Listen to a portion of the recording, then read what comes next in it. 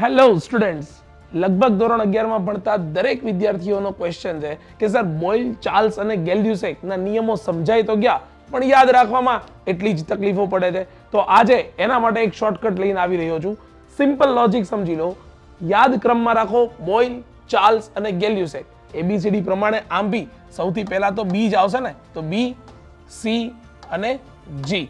તો આ છે બોyle, આ ચાર્લ્સ અને ગેલ્યુસેક. ચલો ડન. તો આ પ્રમાણે પહેલા ક્રમમાં યાદ રાખશું અને દરેકની અંદર એક એક ફિઝિકલ ક્વોન્ટિટી કોન્સ્ટન્ટ છે. તો યાદ રાખવામાં એ તો તકલીફ પડે કે સર કઈ ભૌતિક રાશિ અચળ છે, તો તપોવન યાદ રહે ને.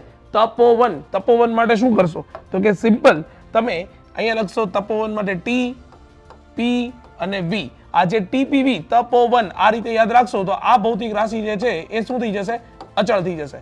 હવે તો બહુ સીધી સિમ્પલ વસ્તુ થઈ ગઈ. કેવી સિમ્પલ તો કે બોyle માટે તાપમાન અચળ, તો મારે રિલેશન કોની વચ્ચે જોવાનો, માત્ર પી અને વી વચ્ચેનો. તો ઓબ્વિયસ વસ્તુ છે કે અહીંયા પી ઇઝ ઇન્વર્સલી પ્રોપોર્શનલ ટુ વી, અને આમ બી સમતાપી પ્રક્રિયામાં કે જ્યાં તાપમાન અચળ ગણો છો તો એના માટે તમે આ તો લખો છો ને પીવી બરાબર વોટ, અચળ. તો આ તો યાદ રહી ગયું.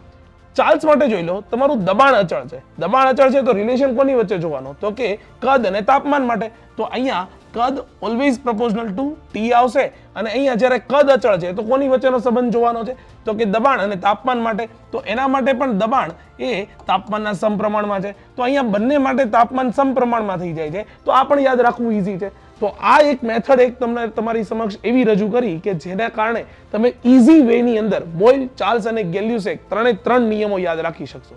તો આવા જ શોર્ટકટ અને ઈઝી મેથડથી ભણવા માટે ચેનલને સબસ્ક્રાઇબ કરો. બાકી મળતા રહીએ guys. Thank you so much.